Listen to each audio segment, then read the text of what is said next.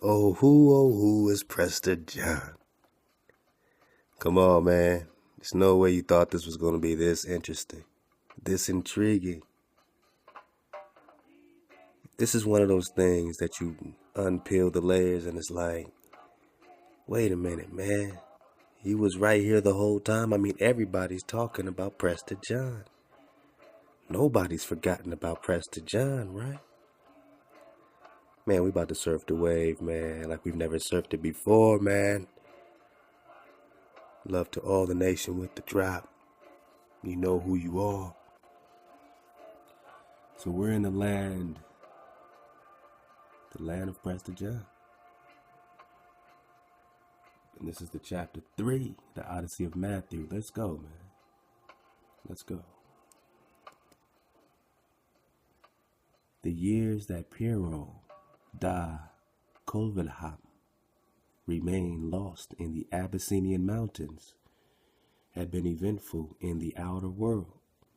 In 1497, Vasco da Gama had sailed round the Cape to Calicut, and the gateway of the east at last stood open wide. The Portuguese built fortresses in India and East Africa and took possession of the Indian Ocean. Only faint echoes of all this penetrated the inland fastnesses of Abyssinia. But Portugal had not forgotten Prester John. Nobody's going to forget about Prester John. After we get to the bottom of this, no one will forget about Prester John. I mean, the entire kingdom of Portugal remembers Prester John. But Portugal had not forgotten Prester John. Messengers might die and messengers might disappear, but Portugal was bent on getting in touch with Prester John. Why does everybody want to get in touch with Prester John? And why do they keep calling him Prester John? Which priest king is he? And the Portuguese are a tenacious race. Okay. All right. Let's just go back a little bit. Let's just go back a little bit. Oh, man. Let's just go back a little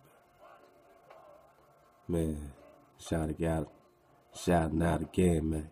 The brother Uno, man, for dropping this on us, man.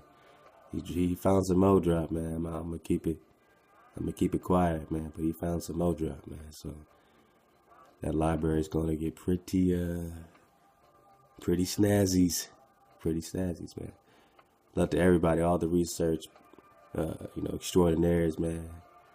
Love to Paxo fame, man.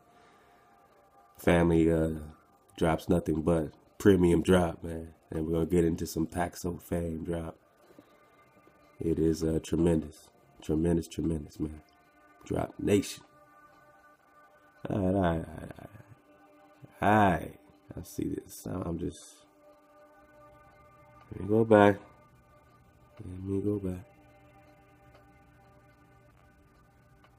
All right. Beside the arid hills upon the desert edge, the two friends said goodbye. Oh, let's go a little further. All right. Now this is going to get good. Trust me. So everyone's looking for Prester John. That's all I'm trying to just show you. All right. So we're on page 15. Let him with Alfonso de Paiva for companion travel east to find the realm of Prester John. Everybody's looking for Prester John. And somehow you never even heard of him. When everyone admits and knows that he was a Negro. And we read in the Lost Tribes and Promised Lands with Ronald Sanders, that he's the last noble image of the Negro. He said that Prester John is the last noble image of the Negro. Whoa. Noble means a king. The last king of the Negro. But maybe we're tripping. Maybe he's a hijack. Let's keep going. So he's traveling east to find the realm of Prester John. Dom Weo would give him a letter to the enigmatic personage who would doubtless be able to inform them from which of the Indian ports the spices came that reached Venice via Alexandria and Cairo. Pero Covilham and Alfonso de Paiva bowed before the royal commands. The king handed them a planisphere on which to mark the land of Prester John when its site should be discovered. He also gave them 400 cruzados, partly cash and partly letter of credit, to the Medicis Bank for traveling expenses and his blessings. So equipped, on May 7, 1487, the dauntless pair started from Santarem. Only the bare outlines of their adventures were recorded. From Barcelona they embarked for Naples, where they cashed their check before proceeding to Rhodes. Two compatriots, Knights of St. John, welcomed the travelers into their house, and there they stayed, bidding farewell to these kind hosts.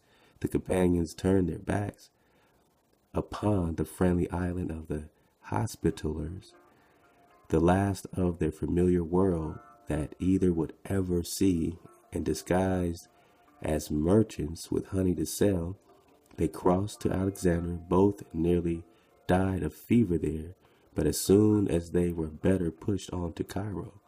Adopting Muslim garb, they joined some Moors from Maghreb, whom they accompanied to Aden. Beside the arid hills upon the desert edge, the two friends said goodbye. Pero de Calvehem embarked upon an Arab dhow, selling for India. So this guy went to India. So everyone's looking for Prester John. He was following the spices to their fountainhead. So he's following spices, and he's following it back to India, while Alfonso de Paiva crossed the strait to journey to Ethiopia and to Prester John. So they're positive that he's in Ethiopia now. At a later date agreed upon, they were to meet at Cairo.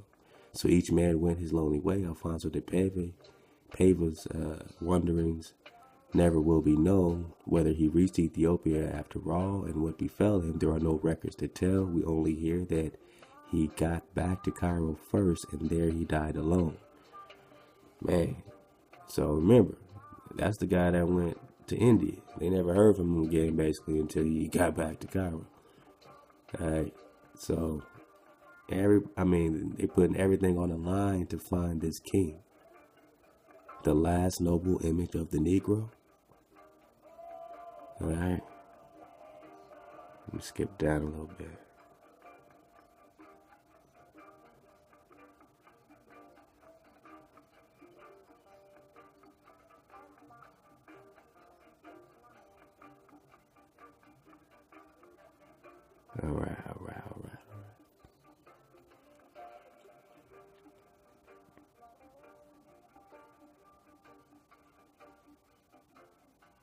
All right. So Pero de Calvehem studied the instructions of his lord and masters. If he had been to all the places indicated and collected all the information that the king required, the monarch said benignly that he might return. If, however, he had not yet found Prester John, then let him spare no effort till that was achieved. No difficulty ought to dismay him, added Dom Huejo, in that tone of encouragement so easy to assume when spurring on another. This was not all. Rabbi Abraham, a traveled man, had heard about the glories of Ormuz and informed Dom Huejo, who wanted to know more. Before proceeding to Abyssinia, Pero de Calvehem would therefore escort the rabbi to Ormuz and send him back to report to the king. Pero de Calvehem, and as it happened, wanted to go home. He was tired of wandering in outlandish parts, the heather and pines of Portugal. The cold slopes of his native Serra de Estrelles seemed infinitely more alluring than the scorched rocks of Aden or the blazing Persian Gulf. Besides, he had a wife. By now it might be that he had a child at Covilham. But orders were orders. If Portuguese kings asked a great deal of their subjects, it must be said that they met with a magnificent response. Pero de Calvehem turned his face from the home he never was to see again, and traveled to Aden and Hormuz. He left his Hebrew companion there with letters for the king. So he's searching for Prester John with a Hebrew companion. Well, that's all I needed to know. The last noble image of the Negro, and they're searching for him with a Hebrew companion. And as we read, Columbus also had his Hebrew companion, searching for Prester John and the Great Khan. Across the river, which river? The San Banyan. Come on, man. He visited Jeddah while he was about it in Mecca and Medina, thence to Tor, and after down to Zelia, where he plunged inland and up the mountains. And so at last in 1494, he reached the court of Prester John, Alexander, Lion of Judah, King of Kings, received the foreigners with open arms. All right, so he's saying at last in 1494, he reached the court of Prester John. All right, then they go into Alexander, Lion of Judah, King of Kings, received the foreigners with open arms. He was flattered to have been sought out by a brother Christian monarch far away. All right, so of course you got to watch out for the hijack, because they're always calling him a Nestorian Christian, a Nestor. Nestor, named for old king renowned for wise counsel. Old king renowned for wise counsel. So watch out for that Nestor. Korean Christian. But alright. So are they calling this Prester John Alexander? Or are they saying, let's just go back. And so at last in 1494, he reached the court of Prester John, Alexander, Lion of Judah, King of Kings. Are we talking about King David? Are we talking about King David? Are we talking about the same old timelines? You remember, right? You remember, right? The same old timeline. Century AD and one in the 12th century AD, and no others.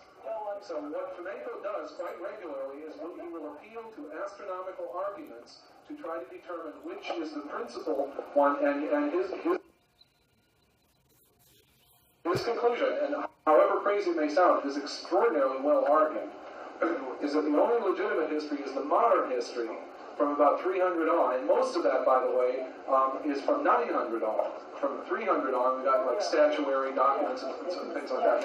He thinks most of the things that we think of as historical events really did happen, but the question is when and where, and maybe, of course, how many times. And he thinks, well, it didn't happen 10 times, it only happened once, and most of that stuff happened after 900. Yeah. By the way, and this is something that we need to find out more about, Flamenco applies his statistical methods not just to European history, but also to Middle Eastern history, including Egypt, India, and so forth, and it's riddled with repetitions of the same kind. India, Egypt, everyone has these repetitions in their timelines, yo. Everyone has the same repetitions, the same points. I encourage everyone to watch this Parallel Timelines in History.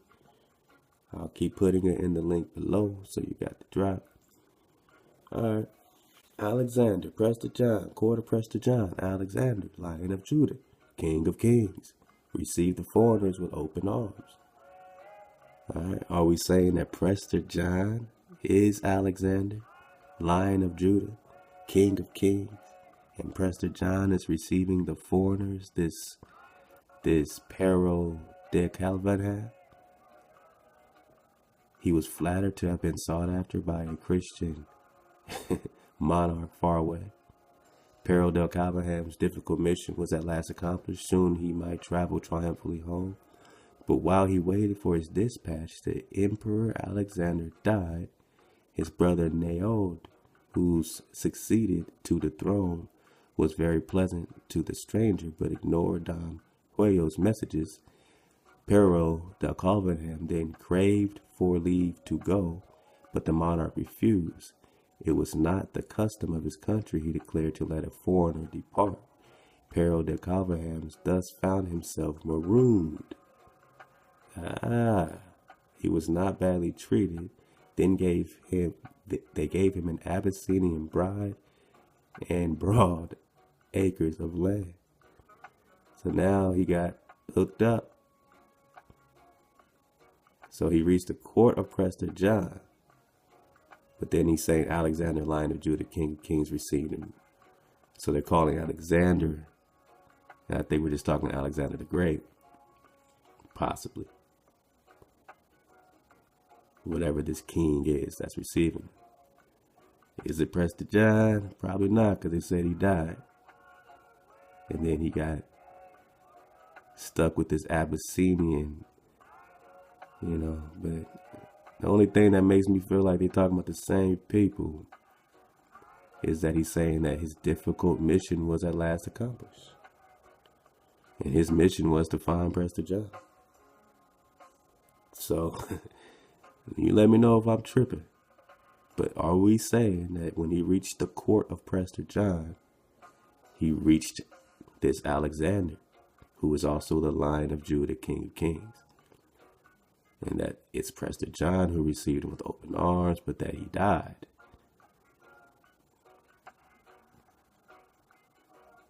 But while he waited for dispatch, the Emperor Alexander died. So are they calling? You let me know what they're saying. Only because he's saying that his mission was accomplished. And his mission was to find Prester John. Does it seem like we're saying the same thing? But while he waited for his dispatch, the Emperor Alexander died. His brother Navel, who succeeded to the throne, was very pleasant to the stranger, but ignored Dom Hueo's messages. Pero de Calveham then craved for leave to go, but the monarch refused. It was not custom of his country, but he declared to let a foreigner depart. He was not badly treated. They gave him an Abyssinian bride and broad acres of land. One writer says they even held out hopes that he might have leave to go if he produced and left behind a son.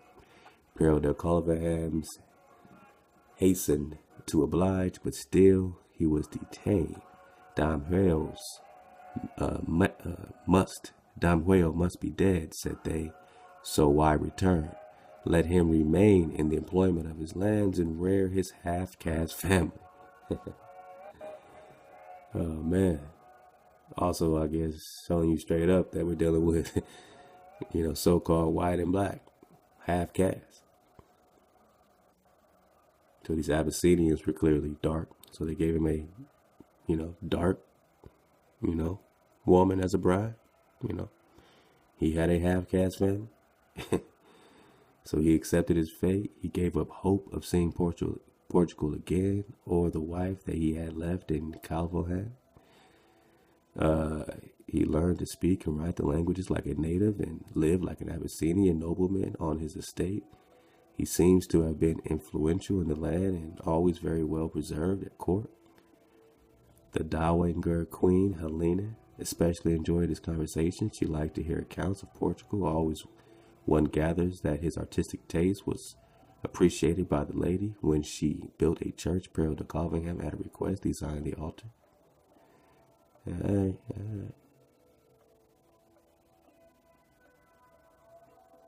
I'm just surfing through this, man. Let me get to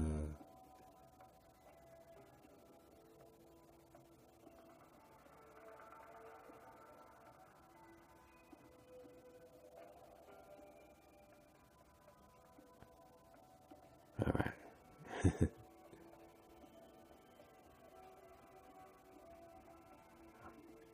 I try not to get distracted. So much in here.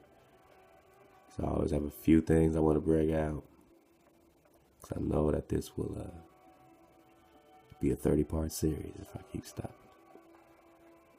All right. The land of Prester John.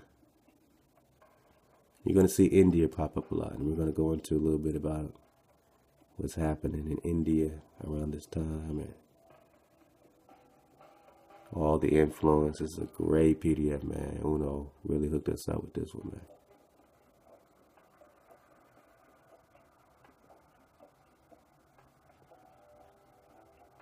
Almost there. I know I'm skipping some good maps too. Some good maps. You know I like the maps. And how they put this Red Sea just like that on you.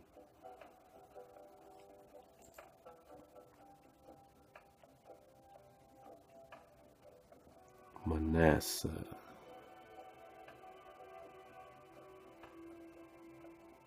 Gondar. I'm gonna hear Gondar pop up a lot when it comes to Abyssinia.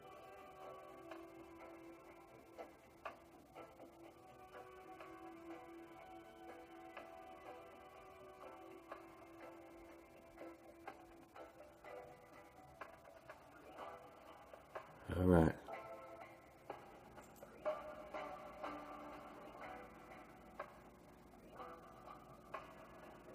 That was the map of Abyssinia showing itineraries of Dom Cristiavo, da Gama, and Dom Rodrigo de Lima. Dig on that.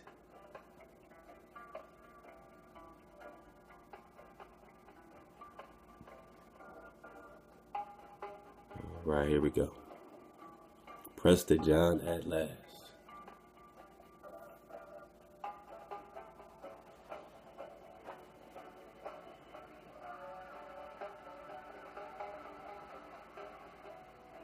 Alright. Prester John lived in a tent. Throughout the vastness of his empire, he had no fixed abode, but perambulated his nomadic court according to the exigencies of politics or war. According to the exigencies, dig on that, of politics or war. Lebna Dengil Dawit was this young ruler's name as it figures in Ethiopian chronicles. So they're saying his name is Lebna Dengil Dawit was this young ruler's name as it figures in Ethiopian chronicles, but his Portuguese contemporaries simplified it to David. Whoa.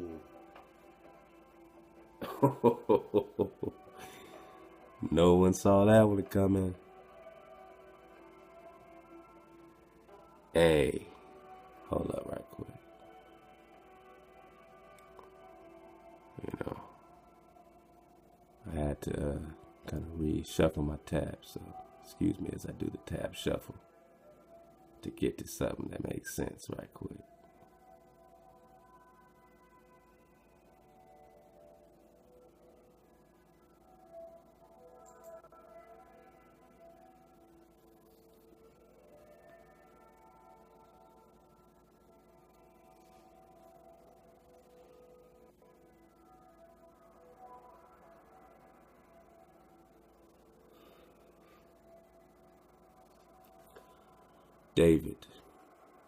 David, letter of King David, 1165. We got this last time. If you ain't got it, go back to part 7. I mean, he's pretty much, I, John, priest, king of kings. We got this last time. But go ahead and get back through it. I mean, he's talking about the sandy seas.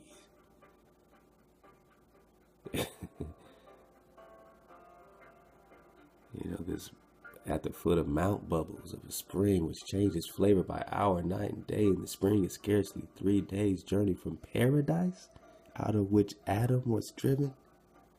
He's just talking about his land. Here grows the plant Acidos, which, when worn by anyone, protects him from the evil spirit, forcing it to state its business and name. Consequently, the foul spirits keep away, out of the way there. So perhaps it's not exactly King David. Perhaps it's King David's son, who's also in the line of David, called David. Is this King Solomon? We're just talking about the timeline. Remember, everything happened in projections in the past, and they're saying that the only real history is modern history. He thinks most of the things that we think of as historical events really did happen, but the question is when and where, and maybe, of course, how many times. And he thinks, well, it didn't happen 10 times, it only happened once, and most of that stuff happened after 900. Yeah, by the way, Most of that stuff happened after the 900s? Are we crazy? Because they just said most of that stuff in the past that you're considering in BC happened after the 900s.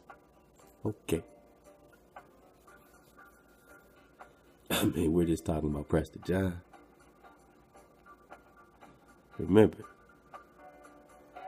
Always remember. Where's my Prester John? Where he be hiding? Prester John, where the hell you go, man? Where you going, Prester John? Just talking about Prester John, man. Oh, I know Prester John. We're just talking about Prester John. Who's Prester John? The priest king. Who's the priest king? He lived in a tent. Throughout the vastness of his empire, he had no fixed abode, but perambulated his nomadic court according to the exigencies of politics or war. Lebna Dengel David was this young ruler's name, as it figures in Ethiopian chronicles, but his Portuguese contemporaries simplified it to David. As for the fancy title bestowed on him by European imagination that died hard, the Moors and Abyssinians call him emperor and not Prester John. I'm going to throw this out here because, a few other people is already circulating on this. And I mean, this is basically what it looks like things could be coming to. And we don't mind, if it's not. But it could be coming to. Is Prester John King David? I mean, all these are these, we always hear about this balling ass rich king. Some call him Mansa Musa. Musa's a title, remember. Some call him Mansa Musa. Some call him Montezuma. Everyone has this gold, these things. Some call him Prester John. Are these all bywords and names for King David and King Solomon? Here, recently, after the 900s. Lineage here, hidden in all these other myths and names and things. Let's keep going. The Moors and Abyssinians called him emperor and not Prester John. Albuquerque seems to have been the first person to take note of this fact. The Moors and Abyssinians, notwithstanding to the Portuguese, he had always been Prester John. And Prester John, he would remain to the end. So these hijacks are just going to call him fucking Prester John. They call him emperor. They call him king. They call him. It's been simplified to David. But they call him Lebna Dengo the wheat. What else do they call him? What else do they call him, man? I mean, I'm surfing the wave for real. You know what, man? This is a good time to get into some Paxo fame drop. And I hope y'all enjoying this vibe, man. Y'all gotta go check this out. Subscribe to Super Yogi. But it's dope. Reggae Therapy with Bob Marley, 432 Hertz. I mean, it's got over 3 million views, so people digging at 432 Hertz more than you know. We're just the first to make it just, something that is connected to us, remembered by us, for us, by us. You know what I'm saying? We're just making it real within us. We are 432. We are 432. You know what I mean? So that's all we're doing. But let's chill with that right quick, man. So I want to get into these comments right quick, man. With the good family, Paxo fame, research extraordinaire, real spill. All right. I don't even want to start here. I don't want to even start there. I want to go a little more. Go a little more to get some of that drop from Paxo fame. Come on. Don't you play. All right, they want to play. I gotta reload. I have to reload. Nah, man, love to be in, you know. Sister, my peoples. Love to all my peoples. I just love you. You always confirm stuff that I'm thinking of. Thank you for the drop, man. Sister, thank you.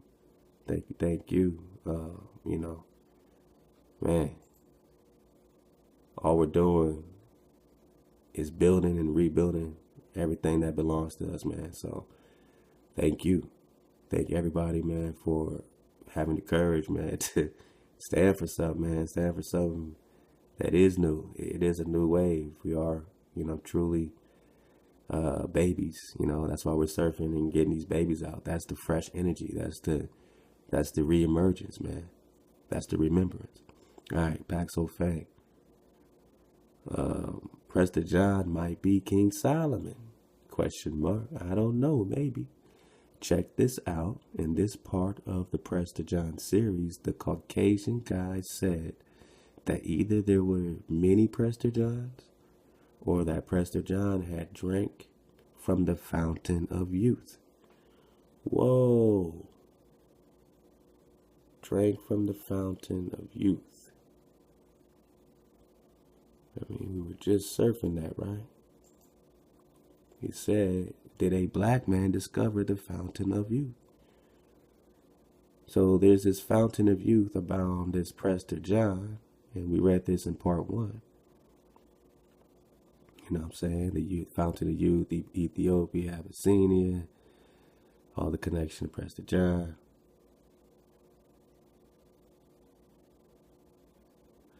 While most of us associated the fountain of perpetual youth with the New World, especially Florida, that has been the case for the last 500 years. For a much longer stretch of history, actually dating all the way back to the 5th century BC, its home was believed to be in Ethiopia. Back then, the First Persian Empire touched 3 continents. Ethiopia resisted invasion in this voluminous history of the Greco-Persian War, the first grand historical narrative, 440 BCE, Herodotus recounted how the king of Ethiopia, protective of his land, scoffed at the average lifespan of the Persian 80, while most of his people, the long-lived Ethiopians, lived to be 120 years old, while some even went beyond that age. At first, Herodotus writes the king attributed this feat to the Ethiopian diet. So they're going in and like, remember, this Ethiopia, this Kush, all of that has origin here. All of that has origin here. Before there was Ethiopia there was Ethiopia here. This is Atlantis. And before there was Atlantis, it was indigenous. Before you were hijacked by Osiris, you had your creator. Before you were hijacked by Thoth, you had your creator. And now you have your creator. So when things were sunk here, and when islands were destroyed and sunk here, things were rebuilt there. And now they tell history as if it starts there, so that you never look beneath your own feet in your own backyard to understand you were put in captivity on your own land where you were found. And you predate Egypt. You predate Atlantis here. You fight for yours here because it is yours by heritage. by indigenous blood. You are it, Negro, here. They have you looking over there. They take everything here, and they give it to their own proxies, their own hijack proxies. It's a game they play. But remember this fountain of youth. So the sister brings it up, or, sister or brother, let me know. Pack some fame. I don't see a picture. I'm just, you're a dang good researcher, and I appreciate you. But, family. I'm just going to say fam. Famo. All right, so check it. Check this out. In this part of the Prester John series, this Caucasian guy said that there were many Prester Johns, and that Prester John had drank from the fountain of youth. He said it so nonchalantly, like he was literally hiding something. He probably was. They always put the truth right there in the face, always thinking that we are too stupid to realize it. So I checked it out and stumbled upon this book. Let's read more. This book states that King Solomon was the mightiest king between the far corners of the earth. The mightiest king between the far corners of the earth. The book goes into how King Solomon had rulers that were under him, and how King Solomon knew about the fountain of youth. The book also states that Solomon has great magic power. That also made me think to look up the magic power of Prester John, and I just happened to find this link. So we got another link. Basically, it starts talking about the hit Netflix. She said they hide brothers, family says that they hide the truth entertainment from the masses, but those with the veil removed can see straight through it. All right, so this series called Marco Polo. So it's a hit series on Netflix called Marco Polo. The blog is giving a rundown of an episode where one of the characters, Nayan, says explicitly that he was in the desert dying when a man saved him who had supernatural powers. He says explicitly his name was Prester John. The link also says how he saw the character Prester John wipe out a group of Mongols. Hey. Man, I know. But you gotta respect this family, you know what I mean? Gotta respect the family kicking this drop.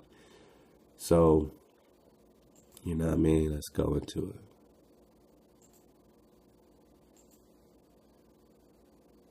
it. Alright. So, when the fam, Pax So Fam talked about the fountain of youth and what was going on.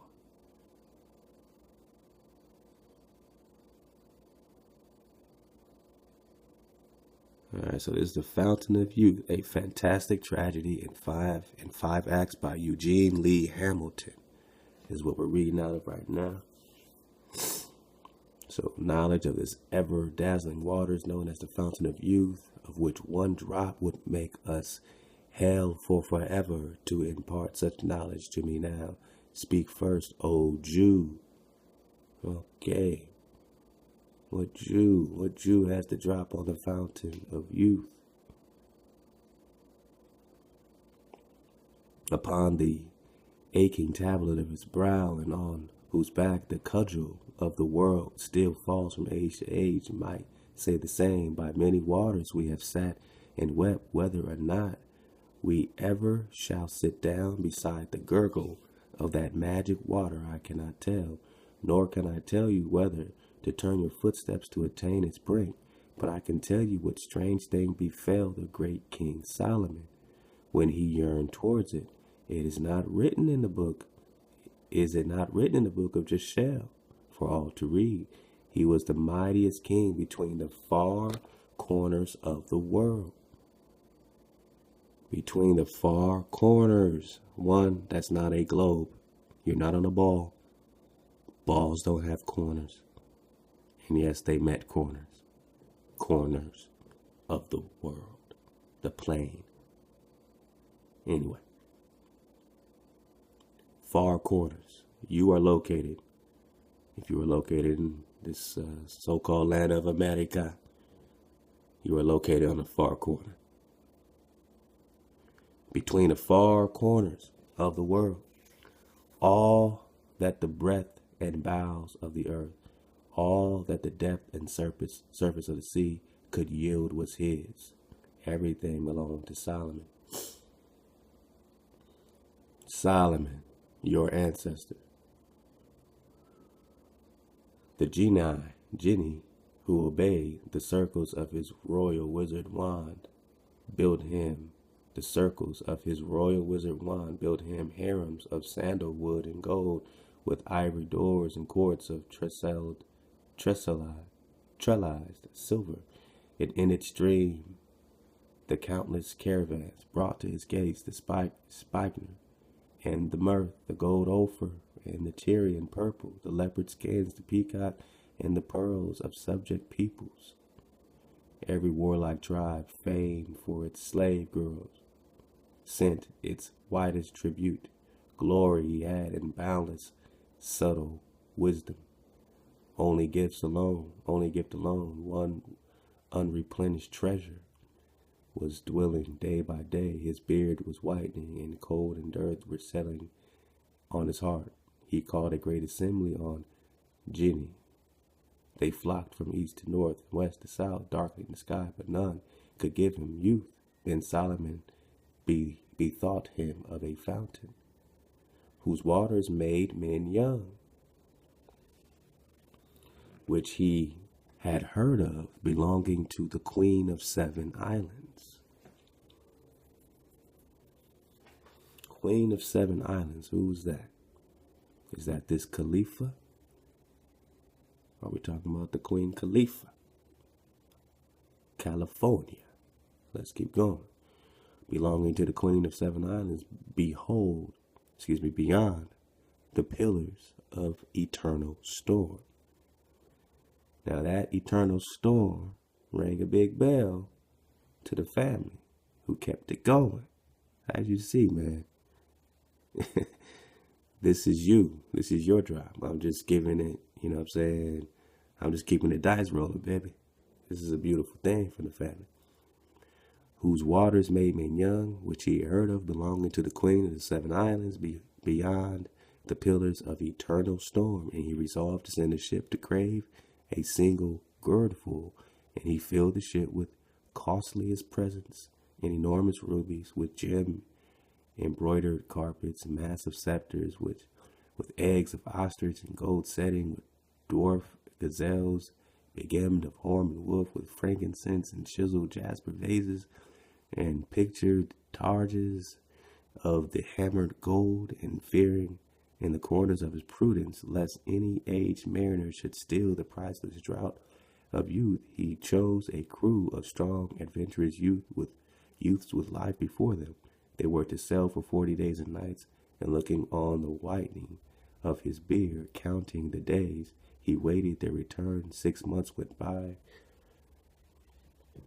So this crew, kind of looks like they went ahead of him.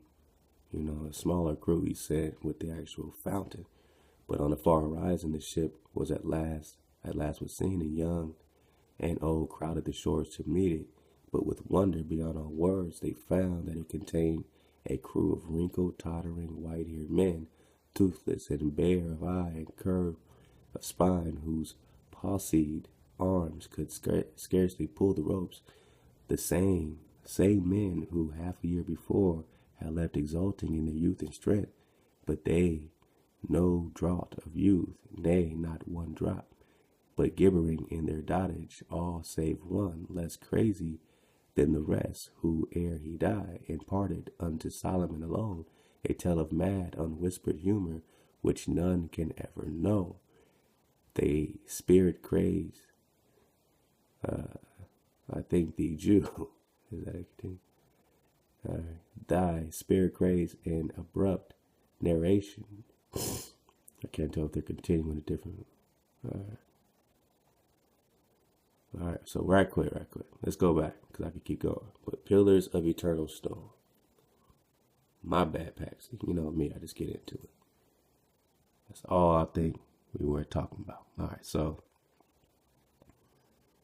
pillars of eternal storm. Pillars of eternal storm. Pillars of eternal storm. Let me just get that again.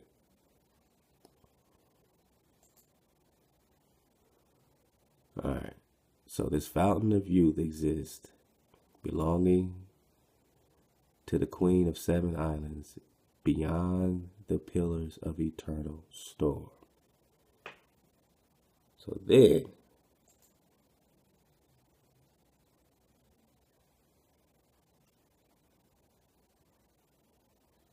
no doubt, I forgot to, and in this part in the book, it states that the King Solomon has land across the eternal storm.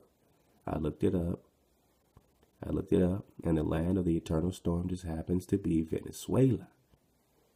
And I said, body bag. So anyway, here's the link that the fam attached, man. Pack so fast. Venezuela's eternal storm. Again, this fountain of youth, whose waters made men young, which he had heard of, belonging to the Queen of Seven Islands, beyond the pillars of eternal storm. And he resolved to send a ship to crave a single gourdful of this water. Venezuela's eternal storm.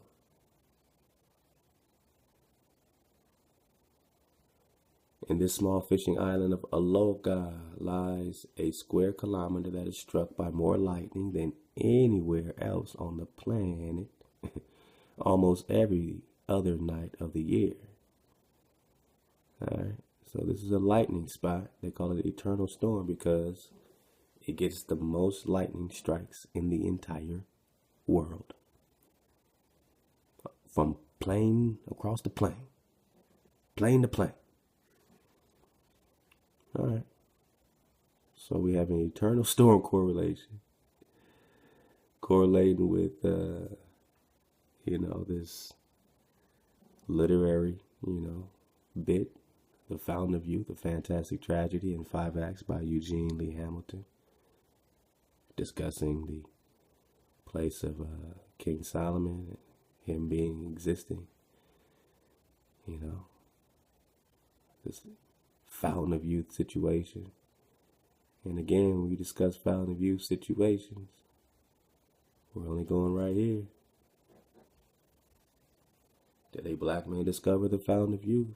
And we're only talking about Prester John. So let's keep going. So this was the other link that the fam wanted us to check out. Was it this one? Let's check it out. This one. Marco Polo, who's a mythical Christian warrior, Prester John. They keep trying to hijack this Nestorian. Let's go. Alright, so this was the this is the Netflix situation. So we got the Mongols are dealing with a bunch of eternal conflict. So we got this Mongol situation. Y'all let me know if y'all check this out. I guess they're on season 2. Alright, so okay. So let's just see what they're saying. Yes, we know Marco Polo is a fictionalized dramatization of historical events, a foundational legend, and does not follow historical records to the letter. But please believe they got a foundational legend in there. Let's find the foundational legend. This is the Marco Polo. This is a Netflix show. They're hiding it in plain sight. This is what they do. This is how they get down. Let's go. For the most part, the second season of Marco Polo focuses on characters we already know from season 1, with a few interlopers here like Pope Gregory the 10th and some new Mongol Khans. So we're dealing with Khans. What else are we dealing with? Marco Polo and Khans. Season 2 centers on the fallout of season 1. Now the Song Dynasty is pretty much done. For as a power in China and with no external forces on the horizons, the Mongols are dealing with a bunch of internal conflicts, but season 2 also lays the groundwork for season 3. Beginning with the 4th episode, Let God's Work Begin, in which Neon meets with Pope Gregory the 10th, and Niccolo Polo in Acre, Israel, and tells them how he converted to Christianity. Alright. Naon says he was alone in the desert dying. Where? In Israel. So he was dying in Israel when he encountered a man who saved him through supernatural means in Israel. They walked together for weeks. Naon says without food or water and without any thirst or hunger. This man is Prester John. Who is Prester John? And why are they doing a Netflix series? And why does the family Paxo fame had to drop? No doubt. Alright, so that was, that was the first wave. And then this great fam game came again. This research extraordinaire came again. This Drop Nation affiliate. Man, love to the fam, man. Came again. And said, man, oh man, I have some more evidence. You alright about the, alright. Let me get some water for this one. Because we right in the middle of things. It's about to get really real. Real spill.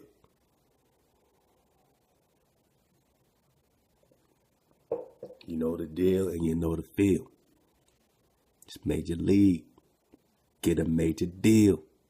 Alright, here we go. Man, oh man, I have some more evidence perhaps pointing to this King Solomon, Prester John connection. Paxo. So Paxo's on this Prester John Solomon. We've been surfing the Prester John King David. We found another link right to David. They're calling him David. They're calling Prester John Lebna Dangal Dewit. For the young ruler's name and figures, Ethiopian Chronicles with a Portuguese contemporary simplified it to David. The Moors and Abyssinians called him Emperor, not Prester John, but Emperor, King. Alright, let's go back to Paxo fact. Stop playing. Alright, more evidence for King Solomon and Prester John connection. Let's dive in. Let's go. Man, that's what I'm talking about. Let's dive in. To the water. Let's be water. Let's go. So I was reading this article. Bang. I got it up. Don't trip. And it referred to Prester John as one of the three great magi, meaning skilled magician. All right. Now, Prester John just saved somebody's life on the Netflix series. So that got me digging, and I stumbled upon this YouTube author who makes critics of anime. However you say that. Anime. All right, we got that up. Don't trip. In the link, I believe, is a lot of babies. Okay, we about to get that rebirth. About to feel good. Lots of babies we're surfing with. Let's go. The link is him giving a rundown of a show called Magi. Okay, I've watched this show before, and it's basically a show about magic. And one of the main characters in the show is King Solomon. King Solomon is one of the great magicians who governs one of the worlds that is separate from the others. Holla if you hear Paxo fame. Holla if you hear Paxo. Huh? There's a lot of babies, Paxo says. King Solomon is one of the great magicians who governs one of the worlds that is separate from the others. They just broke down the partition to find you, Negro. You were separate from the others. The YouTube critic even says that the show will go into detail about who King Solomon was and about his other world. Remember, King Solomon had all the wisdom. According to, some Abyssinian, literary, he had Queen Sheba. He had a kingdom here, he had a kingdom there. He had all the gold, right? And so did Montezuma. And so did Mansa Musa. And so did Priest John. Is it the same gold? Who's Prester John? Gotta love it, man. This is the dopest investigation of all time. You know, gotta speak honestly. I'm being honest with you. All right, let's go. All right, the YouTube critics goes into detail about who King Solomon was and his other world. And his other world. Side note, it's like they always hide our truth in entertainment, such as cartoons and other places where people will never look. And now this article, bang, don't trip, we got it. Man, oh man, it gets deep. Okay, the first couple paragraphs goes into how Prester John's kingdom was sought out and how difficult it was to find. It even says it hid the midst of strange. It even says it hid in the midst of strange, faraway, pagan lands. Oh, they're calling us pagans again. They're calling us pagans again. Where else have I heard this pagan thing? I'm not trying to get distracted. I have heard this pagan shit before. Oh yeah, the dumb Diversas, 18th of June, 1452, Pope Nicholas V, dumb Diversas. Alright, so authorized Alfonso V, Portugal, to reduce any Saracens, Muslims, and pagans, and any other unbelievers of what? Enemies of Christ, to perpetual, forever slavery. They always call you pagans, Negro, and you always call them heathen. And they call you pagan. But when they, by this apostolic authority,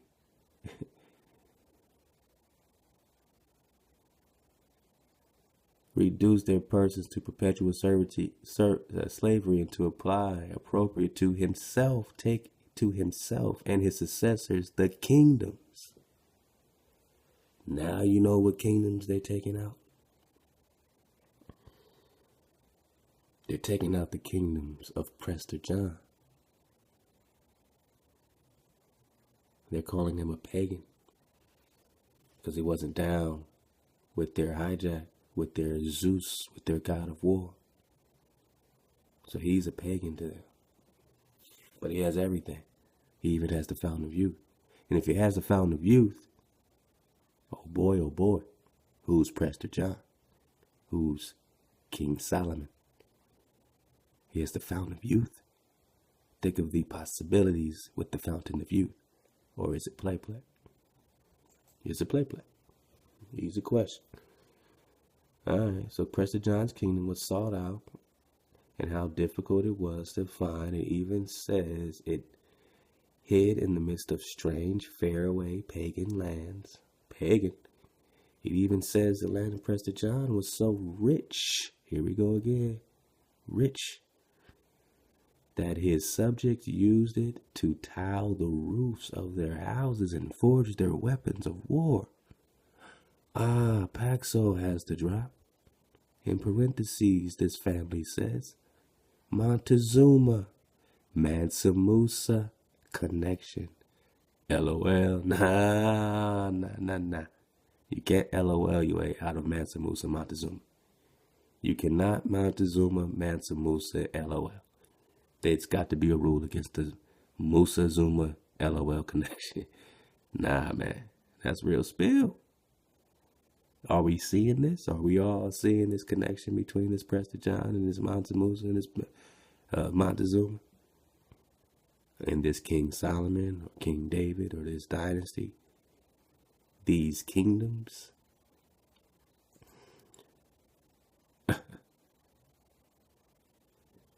And appropriate to himself his successors, the kingdoms, dukedoms, counties, principalities, dominions, possessions, and goods.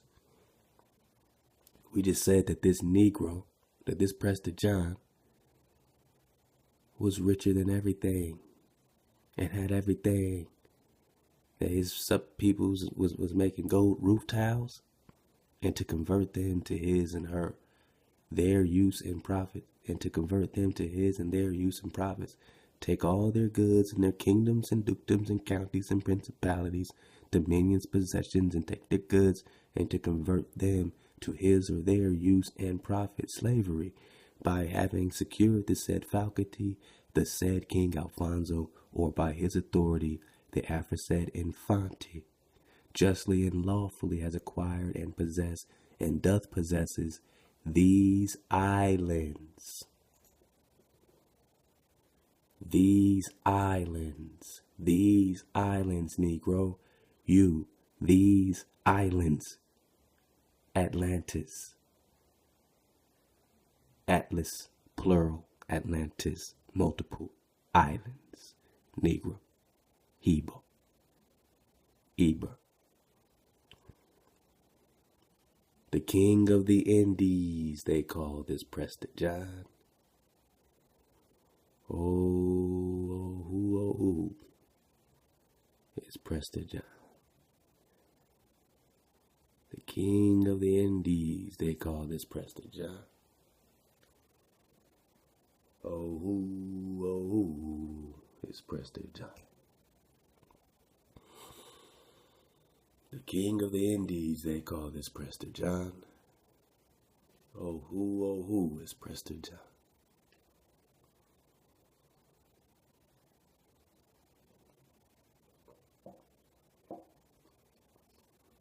Who, emperors of the three Indies, Prester John was Raja Chola II, Prince Jadaran Bangrutuni, the first Christian, Nestorian Christian, emperor of the three Indias.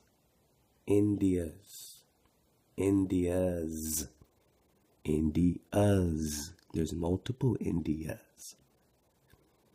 He was the grandson, through his mother, of Kulathunga Chola II and Cholan Sola, emperor of the three Indias. His father was a Christian, Brugatuni Prince Atone of the Ossetis. Wikipedia states, according to historian in Sethruraman, Rajadhiraja was not the direct descendant of Raja Chola II, but a son of his sister. Raja Chola II chose Rajadhiraja as her heir in 1166, and he did not have any sons, of his own. All right, let's keep going. Prester John was succeeded by his younger brother, Kulothunga Chola III, when Prester John retired to be a Christian monk. See, this Christian, every time you see Christian, just know that they're just, that's what they got to do. But clearly we're reading in these actual documents saying that they were looking for him. These Christians were looking for him to help them in their crusades because of how he was decimating the Persian armies and fighting against Muslims. So they said, he might be some help against these Moors. He was rocking what he was rocking. Prester John was rocking with Prester John and his peoples. So who's his people? So when they say Christian monk, you know what I'm saying? Remember the brother teach me to be priestly. Remember the Cahokia mounds. Remember all that drop with Monk's Mound. And they call it Monk's Mound in Cahokia. Monk's Mound. And he retired to be a monk, so they're calling him a monk. Alright, what is a monk? He retired to be a monk.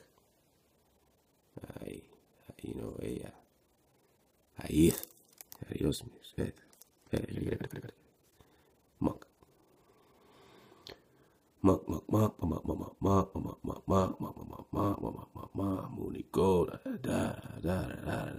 Meaning solitary, alone, separated,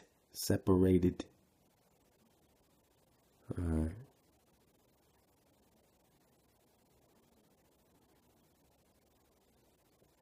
Munuk.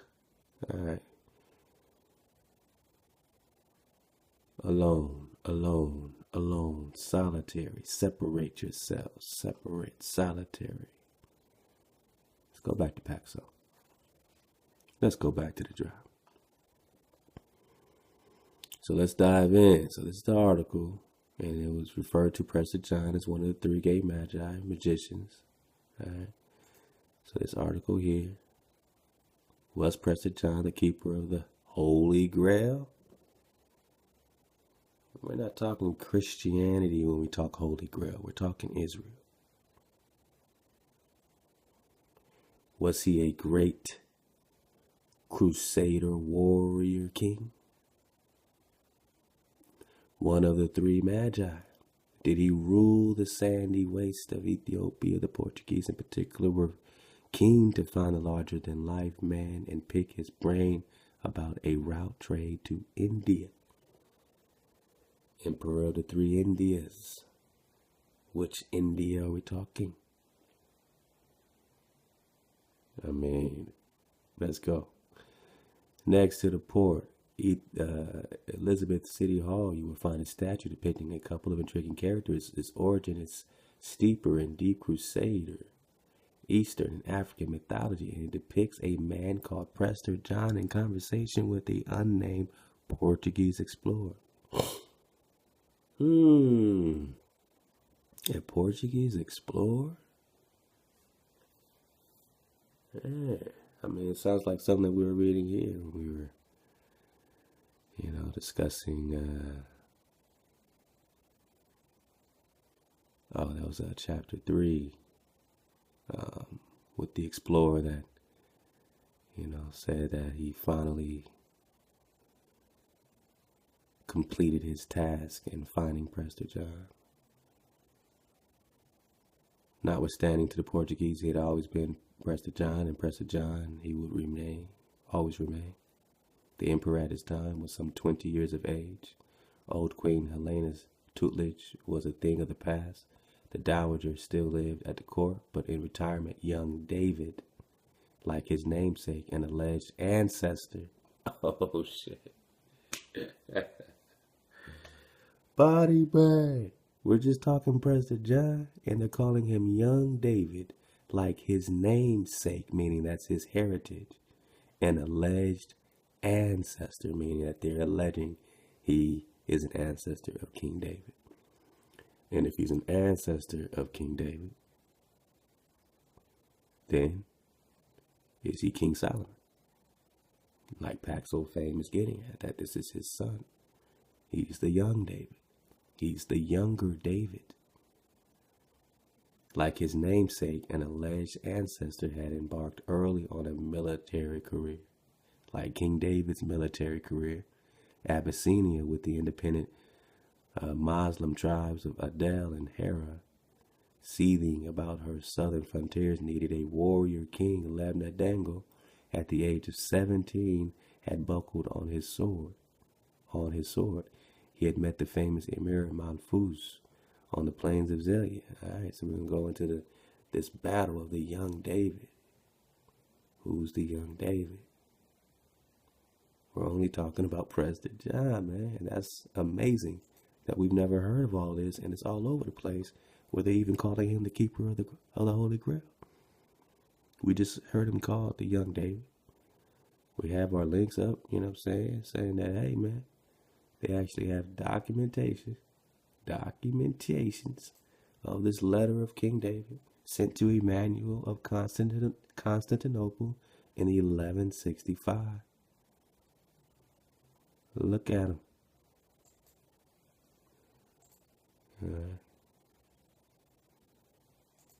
Look at him, man. Look at him, man. Get it. It's as big as it gets. Deal with it. Hey, don't hijack me, man. Don't you hijack me now.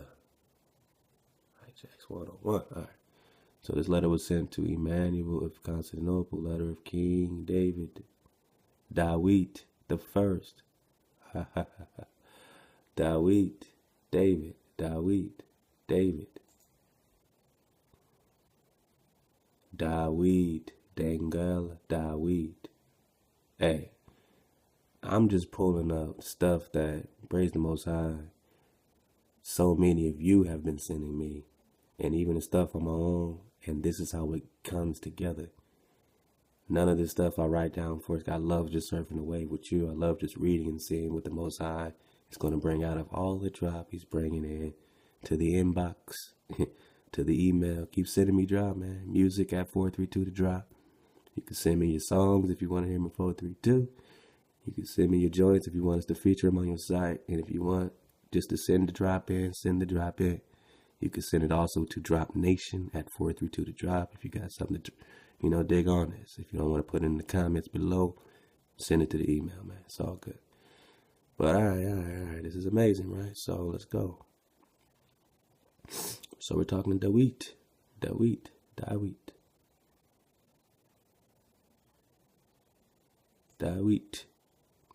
the first, David.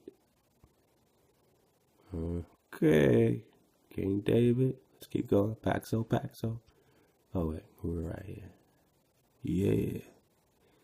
Alright. So there's a statue next to the Port Elizabeth City Hall. Did you know that? A statue of Prester John. So you can't tell me this is play. This Prester John is just some bullshit. There's a statue of Prester John next to the Port Elizabeth City Hall, man. He's called David, man. And on top of all that drop, you are learning. $900. From $300 on, we got like statuary documents and things like that. He thinks most of the things that we think of. The creators of modern chronology, namely Scaliger and Batavius, tried to astronomically solve the problem of those eclipses. Were not able to do it without leaving out some of the data provided by Thucydides, who, by the way, says he was a witness of this. So what Cumeko did, he said, let's make no presuppositions about this. Where are the exact astronomical solutions for this triad of eclipses? And there turns out to be one in the 11th century AD and one in the 12th century AD, and no others. So what Cumeko does quite regularly is he will appeal to astronomical arguments to try to determine which is the principal one, and his conclusion, and however crazy it may sound, is extraordinarily well argued, is that the only legitimate history... And notice he prefaces it. He says, however crazy it might sound. So no, you're not tripping when you hear this shit. He's about to tell you that everything you thought happened before 300 AD or in antiquity happened after either 300 AD, but most of it happened after 900 AD.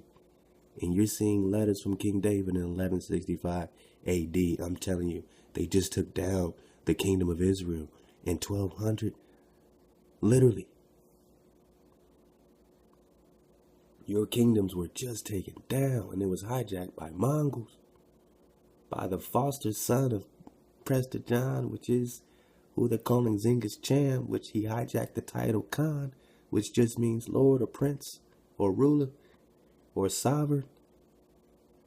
And they're coming over here with, Columbus is coming over here with a Hebrew interpreter to find the great sovereign or the great Khan across the river from Prester John. What river? The Sambayan? We looked at the sand rivers. All this is coming out. The 10 tribes were exiled and encircled with this sand river that only rested on the Sabbath. You're finding evidence of these sand rivers all over the place now. Is the modern history from about 300 on, and most of that, by the way, is from 900 on. From 300 on, we got like statuary documents and things like that. He thinks most of the things that we think of as historical events really did happen, but the question is when and where, and maybe, of course, how many times. And he thinks, well, it didn't happen 10 times, it only happened once, and most of that stuff happened after 900. After the 900s. After the 900s, you have your letter from this King David. All right. Okay, who's Prester John? Packs of Fame. Got the drop. Alright, so this refers to Prester John as one of the three great magi, meaning skilled magicians, so that got me digging, and I stumbled upon this YouTube author who makes critics of anime, and the link, I believe, is a lot of babies. Alright, so let's hear what this, this might be some craziness. This might be some drop. Let's surf the way. King Solomon. What's poppin'? Starts next week. Oh man. Alright, y'all. Hang in there. It's gonna be crazy. Picks up from where the last one left off, with Aladdin basically about to tell them some info about Ame'rican, and it seems as though with the following chapters we're going to be going into a full-on flashback arc explaining everything that went down back then. Now, with this chapter, it gave me a couple of things. First of all, Judal is pretty much in training right now, and he doesn't, he can't be disturbed because he'll probably freak out on them. And it makes you think, he's with Hakuriyu. What are they training for? Are they training for all-out war against the co-empire, against the world? What are they planning? Because if he's training right now, which we never really heard Judal train, I mean, it's never been asked, like, hey, is Judal training or anything? But I'd imagine it's something in particular that he's training for, and it's full-on war. So when him and Hakuriyu return, they're probably going to be stronger than ever, especially Hakuriyu, because he's coming. I know it sounds like a bunch of mush, but hang in there. Something tells me there's about to be some drop. For Kowen's head and the co-empire and his mother Gyokuwen. So right there already we got a little bit of a setup that they're trained. But it also makes you think, does Judal already know some of the stuff that is about to be revealed regarding Ame'rican and the other world? Or is it just that if he was to see this, it wouldn't really change him either way? Like, would he still be the same type of person that he is? Because he's very sadistic. We know Judal. He's pretty much like, I don't give a fuck. I just want to fight war. I love it and everything like that. And it makes you think, is he like a product of Al-Tham? It really makes you question a lot more regarding Judal's backstory and why he's just so cynical and so hateful and just loving war and everything. And this is why he took Hakuriyu, because he loves the hatred, he loves the darkness. It really makes you wonder, like, will we see some of him or some maybe of his family of some sort in the other world? Because once we get to see the other world, we might be able to see inklings of where these Magi originated from and their families, and what are the Magi in essence. Because I mean, we know what they are and pretty much how they have all this special. Alright, so we're talking about the Magi in the other world, and will he see the other world? Magi, magicians, supernatural powers, myths. You're all these things. Black man, you all these things. Let's go. And whatnot, but we might get more of them, especially, and I'm curious if we'll see more of Judal, and maybe that's why he's really not here right now, because it'll be better explained to see what he is without him being there. We pretty much already knew for the most part that Aladdin, all the Jinn, Al-Tham, and all of them originated from Ame'rican and the other world, which pretty much got destroyed. But I'm curious, the way Aladdin was saying and how, there's other worlds that are existing. Oh, he's dropping some shit. Okay, look, think about this other world. Everyone, he's saying, originated from this other world. You are that other world. Just have that perspective and just think about it. But I'm curious, the way Aladdin was saying and how, there's other worlds that are existing within this one and we can never go back to it. Like, does that world still exist, or was it completely destroyed and everyone there is already dead, and the last inklings of the people that survived basically were sent over here to this world by King Solomon? Like, is there anything left over there? Would it be possible for them to travel over there at some given point? Will the worlds maybe break where they can cross over? And to be honest with you, it seems as though King Solomon is pretty much like the kami, or because he was referred to as God by Aladdin. He's basically like God. So he's like the sage of six paths. And it's curious because so King Solomon has all the drop. He's even referred to as God because of his relationship to the Creator. Whoa. Or because he was referred to as God by Aladdin. He's basically like God. So he's like the sage of six paths. And it's curious because I really got like interested when I saw the back of King Solomon, and you see like his long hair and him holding the staff or whatever. Definitely reminds me of like the sage of six paths from Naruto, but it also kind of reminded me of Sinbad in a way. I don't know. It seems as though certain qualities that I hear and I see about King Solomon, it really makes me think like, yo, what could be Sinbad's connection to him, if any? Because remember, when Sinbad was born, we got a little bit of a preview of it. When Sinbad was born, everyone was just like, yo, this incredible power was just born into this world. But where did it originate from? Was King Solomon responsible for this being reborn into this new world? What is it that Sinbad, why is he so special? What is it about him that possibly links him to the other world? And I like how this chapter also showed that Sinbad is very smart. He's already considering life on other stars, life on other planets. And this is in like ancient times. This is back in the day. So this definitely shows you that Sinbad is one crafty and very intelligent person. I mean, we already mostly knew that, but for him to start making these deductions for just a mere human, it just is like, wow, he's very intelligent. We got a bit of an Attack on Titan moment in this chapter. All right, so I'm sure there's more drop, but I just want to keep surfing it. So I'm going to get back to this Paxo comment right quick.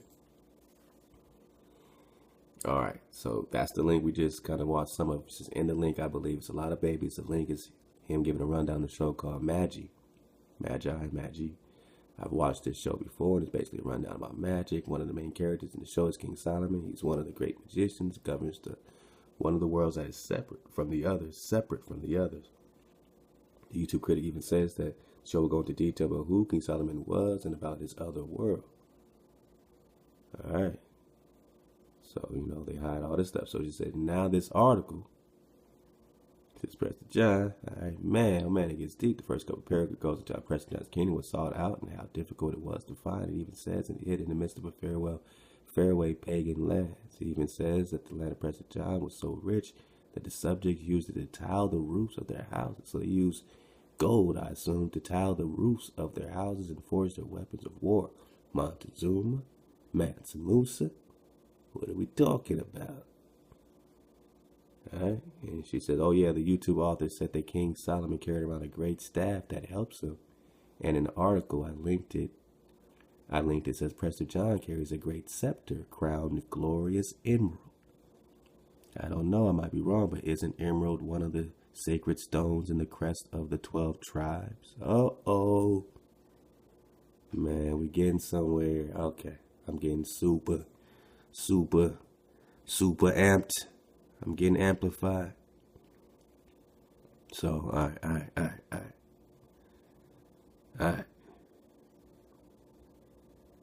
Let's go. Oh, I want to get this Timbuktu thing. That's what I want. All right. So, Prester John, depending on whose history you were studying at the time, was also a Crusader-era Christian king in Ethiopia, depending on whose history you were studying at the time. Or possibly a high-born Mongol from the time of Genghis Khan. All right, so they're trying to link him to the Khans, which of course we understand he's the foster father, according to some other docs that we read in one of these drops. But let's just keep it going for now. All right.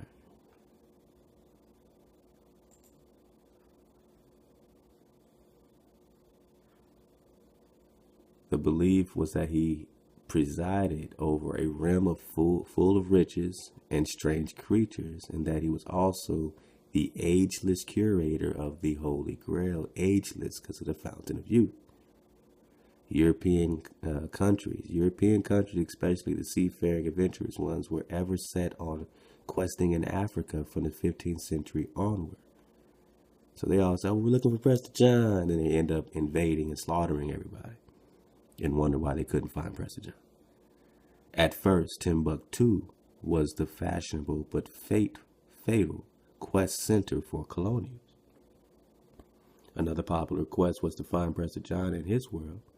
He symbolized the universal Christian who transcended culture, and they have to hijack this man. All right. On October 10, 1486, King John II of Portugal commissioned the navigator Bartolomeu Diaz to sail around the southernmost tip of Africa and see if he could find Prester John somewhere in the Indies. Thus the connection between Prester John and Portugal. All right, so looking for him somewhere in the Indies, and full of riches, descendant of the three magi in the other or separate world, right? Now, we got this Timbuktu thing popping up out of nowhere. Oh, Timbuktu was fashionable, and then there was another quest to find Prester John, as if they were, this is known as the richest man in the world, Mansa Musa. Now, Prester John's also being talked about like he's the richest man in the world.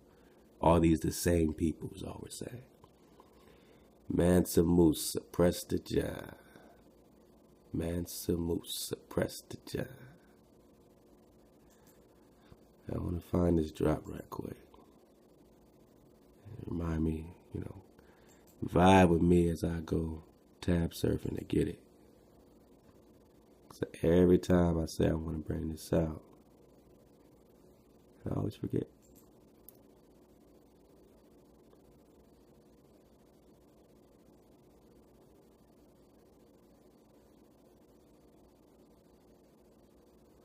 And again, you read about the kingdoms and the dukedoms. The Emperor Prester John hath evermore 7 kings with him to serve him, and they depart their service by certain months. And with these kings serve always 72 dukes and 360 earls. So we're talking about dukes and earls. We're just talking about Prester John. Sounds like some Edom thing, right? Earls and dukes and this, but is it? Is it exclusive? Or is that just all we have been, privy to correlating, But yeah, let me get to this. Let me just try to find it right quick while I go my tab surf.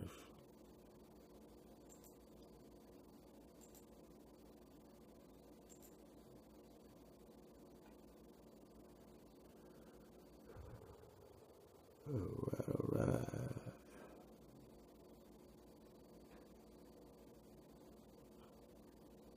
Oh man, we're just talking 1165. A letter sent to the 7 European captains from European ruler fueled the legend. This legend was reportedly became known as a letter from Prester John. So again, this is referring to the same letter of King David. So letter of King David is also being referred to as the letter of Prester John. Let's keep going.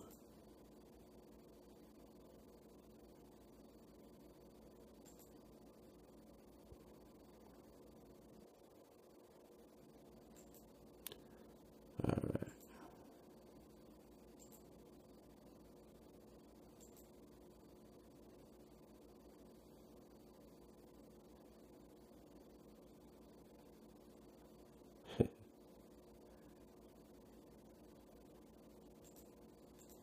Yeah, I'm tab surfing on y'all, but that's just really how we're surfing it right now, because it's just reminding me of things. All right, this is out of a book called The Ciphers of the Monks. Now, he was just, referred to as a Christian monk, or, he's going into the, going to be a monk now, retiring and going to be a monk. This is called The Ciphers of the Monks, a forgotten number notation of the Middle Ages by David A. King. We're talking about Tartar Rus. Now, Rus also is that Russia, also is the clan Ross. Tartarians, these Tartars. Clan Ross, Rus. Y'all remember the old Andros situation, right? So they range from genuine Greek through unrecognized corrupt. That's what we're talking about. Scattered at intervals through the text of Manteval's travels are a number of enigmatic signals or alphabets, one for each of the more important countries which he describes. They consist normally of the forms of letters, their names and key letters showing to which letter of the modern European alphabet each form corresponds. They range from genuine Greek through unrecognizably corrupt Egyptian, Hebrew, Saracen, Persian, Chaldean, Tartar Rus, Cathayan, to an incredible production called Pentecure, the language of Prester John's empire. So that's a whole nother search, this Pentecure. They're calling this the language of Prester John's empire. And, so far I've kind of hit some dead ends on this, but, someone look that up, because that's getting there. That's not exactly what I wanted to get yet. It's not exactly. That's what I'm going to. Come on, Mansa Musa. Come on, Mansa Musa. I had this drop on this Mansa Musa. That's what I was looking for. And I always find it right when I'm done. I'm like, I wanted to bring that up. So I'm actually looking for it, but I'll come back to it if I can't see it now.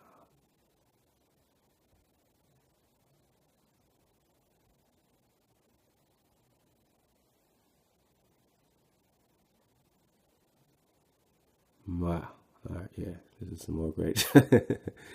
You know, we're just talking about Prester John. Well, yeah, we're talking about the chant. The Emperor Prester John hath evermore 7 kings. That's what we're just getting. But we're talking about the great chant. And ye understand that in all this country, nor in all the countries thereabout, men eat not once in this day as they do in the court of the great Chad. So there was this rivalry, and that's when you hear that this Genghis Khan or this Chan is the one that, you know, took out Prester John. But all right, I'll go ahead. I really wanted to get this Mansa Musa drop for y'all, but I don't know where I put it.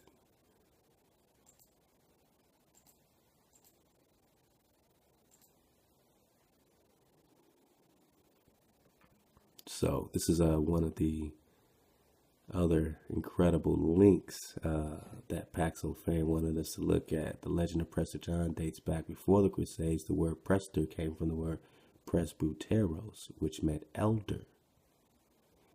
And in the older wise man who ran the church, presbyteros was the base word for Presbyterian.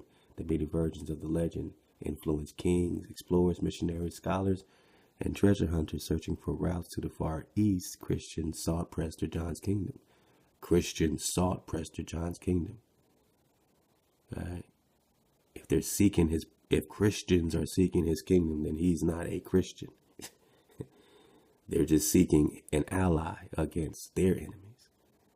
With the same fervor, they sought the lost Garden of Eden. Like so many legends, some of the stories were based on fact and fiction.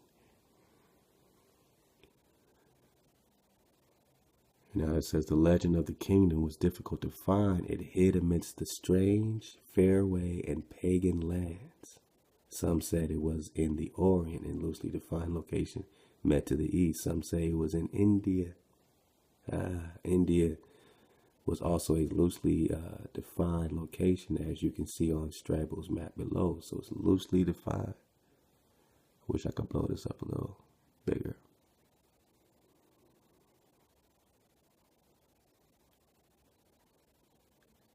Eritrea, so yeah, India.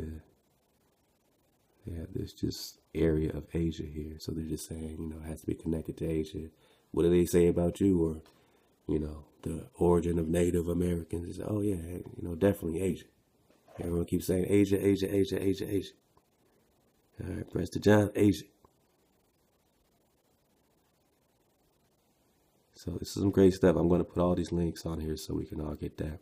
The creators searched for Prester John's kingdom east of Indus River. Then in 1200s, Marco Polo reported Christian nests in both Asia and Ethiopia. Through oral tradition, the Christian Ethiopia claimed an incredibly rich history.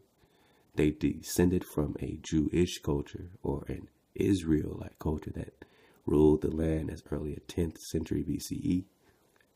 Timelines before the Jewish texts of the Bible were written, the Ethiopian Jews were sometimes called Beta Israels, and sometimes the Falasha. So you know about the Falasha. King Menelik, who ruled Abyssinia, was one and only son of King Solomon of Israel and the Queen of Sheba. So that's when you got the Menelik connection and the Queen of Sheba connection. So that definitely, you know, appears to be, by all accounts, a, you know, bloodline that's going on. Now they're saying he's the only offspring of Solomon and Sheba, but what about his other offspring?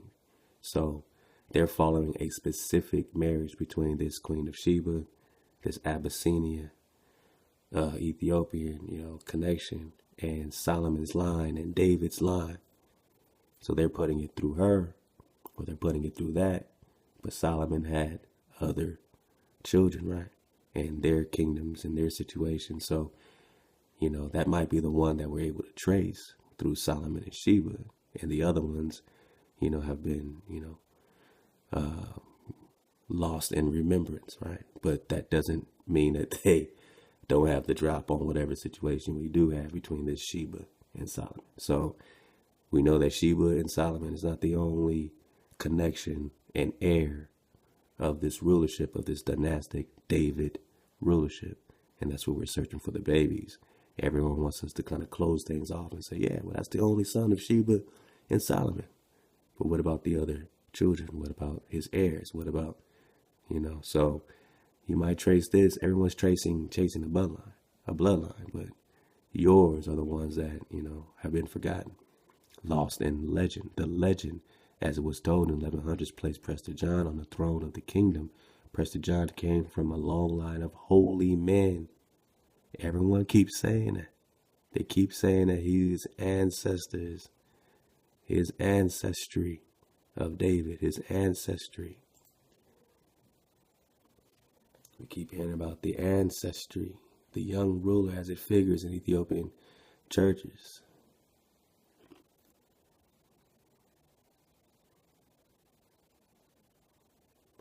Amplified as David, a fancy title bestowed on him. European imagination had died hard. The Moors and Abyssinians called him ruler, not Prester John. But all this goes back to this David, this ancestry, this alleged ancestor, this young David, like his namesake, an alleged ancestor. So we keep going back to the ancestry of Prester John. Who was Prester John? Who was King David? What are we getting at with our ancestry conversation? What are we getting at when we search for Prester John in this fountain of youth, in this great King Solomon? Are we getting at what Paxo Fame is getting at? That the great King Solomon is Prester John or is King David? What do you think? Prester John apparently had to drop to the fountain of youth. Solomon had to drop to the fountain of youth. We're only talking about India. We're only talking about Prester John. We're only talking about part 8 of the investigation of Prester John. We're only talking about the Papal Bull 1452 and the takedown of the kingdoms and dukedoms and counties and principalities and dominions and all that stuff, right? All that jive, right?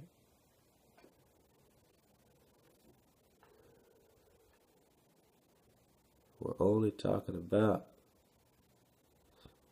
what Marco Polo's talking about. We're only talking about what Netflix is talking about, this Prester John. Saving people in the desert in Israel with supernatural means. I mean, we're talking about Prince David of Georgia, estimated before 1145, father of Atun Bagruni, Prince of Osi and Ephraim. There's not even a picture for this guy, but he's the father of Atun Bagruni. Atun Bagruni. Atun Bagruni. Bragrutini. Prester John, Raja Hiraja Chola II, Jaradan Brugani. What are we saying? What is this Pandian king? What is this connection to India? We keep reading about Prester John, Emperor of the Indies, so you know he's going to have this Indian title. What are we talking about? Prester John was succeeded by his younger brother Kulotunga Chola III when Prester John retired to be a Christian monk. We just got some of that about this monk, hermit, alone. His younger brother Kulotunga helped Prester John's son Vikarama Pandyan by his Pandyan wife to become the Pandyan king. We got to get into these Pandyan wars and what's happening in India if he's ruling the 3 Indies. Hold on, let me back it up to this.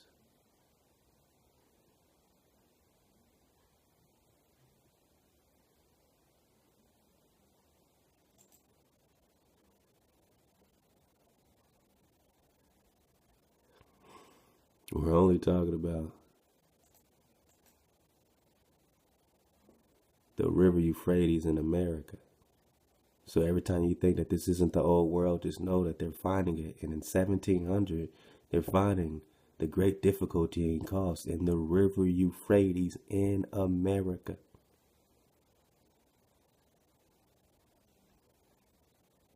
The river Euphrates in America. This is a description of it in 1700.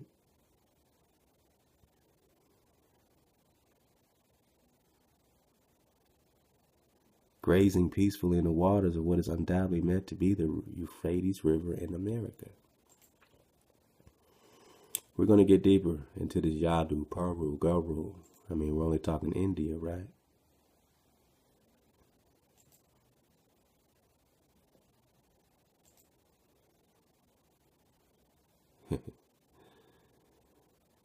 Alright. The tribe of Krishna had a name.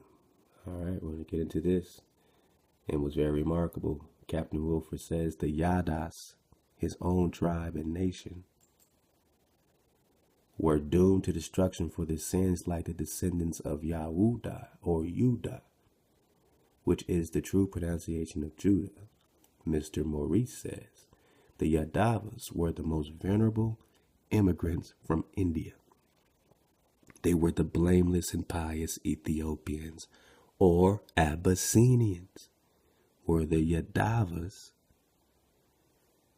Okay, the mixed multitude, and caused the remotest of mankind. Part of them, says the old Hindu writers, remain in this country, and hence we read of the two Ethiopian nations, the Western and the Oriental. So we have an Ethiopian nation that they're saying is in the West, and an Ethiopian nation in the East. So when you keep hearing about this priest John in Ethiopia, which one? The West or the East? Some of them lived far to the east, and they are the Yadavas who stayed in India, while others resided far to the west. Far to the west. The fact of the art of the tribe yet remaining in existence is one of the pieces of circumstantial evidence which I consider invaluable. It cannot be the produce of forgery and couples very well with the two Zions. Two Zions, east and west. Two Merus, east and west, etc., etc. It is on circumstances of this kind that I ground my system. They surpass all written evidence, for they cannot have been forced. This immigrating tribe of Yadu or Yuda we shall find of the first importance, for they are no other than the Jews. There is, no difficulty in finding here the Eidai, or tribe of Judah, of the Hindus long before the Jews of Western Syria. All right, we keep hearing about the Syria connection with Abraham, and go, to the Isaac, going home to Syria, the land of his fathers in Syria. Could have taken that name from one of the sons of Jacob called Judah, a name which could not have first arrived from him, because it is clear that they had the epithet long before he was born, his grandfather Isaac having borne it. Man.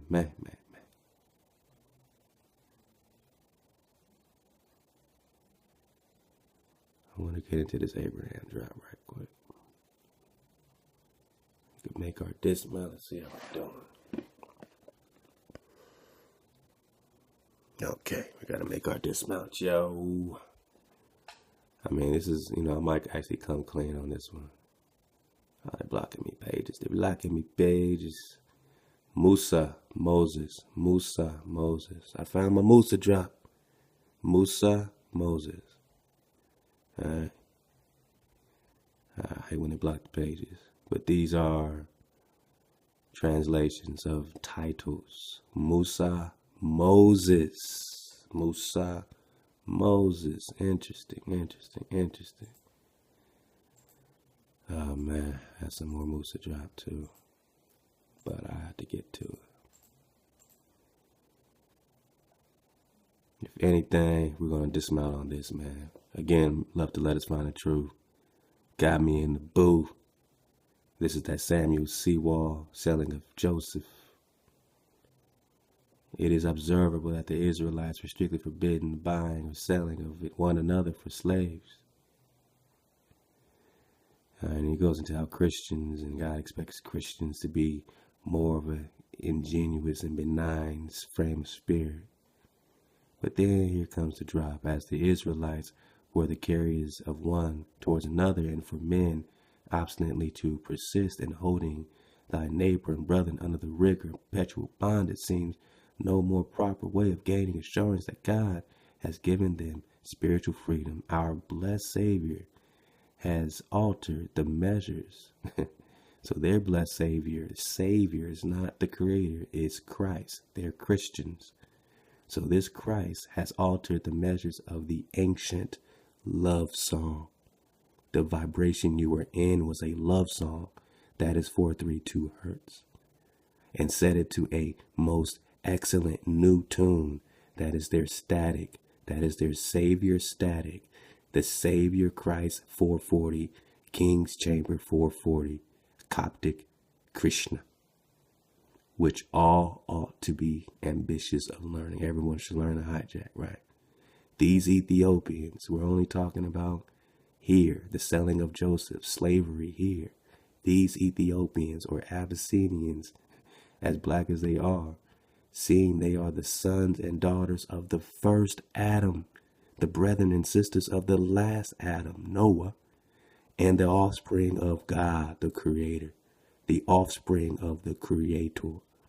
They ought to be treated with respect agreeable. They ought to be treated with respect agreeable. And this is the selling of Joseph, a memorial by Samuel Sewall. All talking about you, my people. All talking about us, my people. All trying to get to the indigenous truth and the understanding, my people, of who we all are, of where we're going, of our languages, of what we're looking for. And again, we got to find this pentextual. We got to get the drop on that for sure. My Mansa Musa drop. Great dismount, great dismount.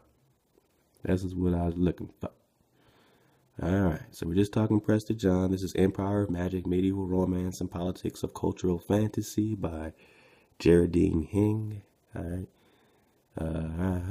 So we got this in major cat maps from the 1320s. We're looking at maps from the 1320s, and lavishly the Cartulin Atlas of 1375. The ruler of Mali is portrayed like a Latin monarch, save only for his black face, bearded crown, and throne with panoply of orb and scepter. So he has a scepter. He is perceived and presented as a sophisticate, not a savage, a sovereign equal in standing to any Christian prince. Hijack. If the Catalan's depiction of the Mansa Musa seems strangely to coincide and resonate with the 14th century wish for an African Prester John.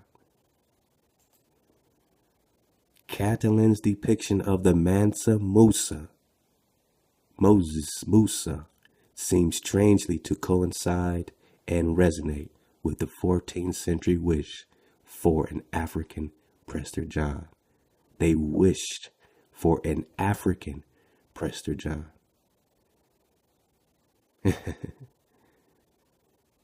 But which Ethiopia did this Mansa Musa reside? Is Prester John Mansa Musa? You know, that's what Packs of Fame wants to know. Montezuma, Mansa Musa, connection. Man, left everybody surfing the wave. And I mean, everybody surfing the wave. And just remember, we're only talking monks. We're only talking the solitude. We're only talking Prester John. We're only talking about the names of the kingdom and everything he's claiming. All of what he's talking, the acetos. We're talking about magical plants, magical flowers. We're talking about the Red Sea. We're just talking about the land of Prester John, the alleged ancestor. Prester John, David DeWitt. We're just talking Prester John. So love to all y'all, man. Prester John at last. I'll see y'all in part 9.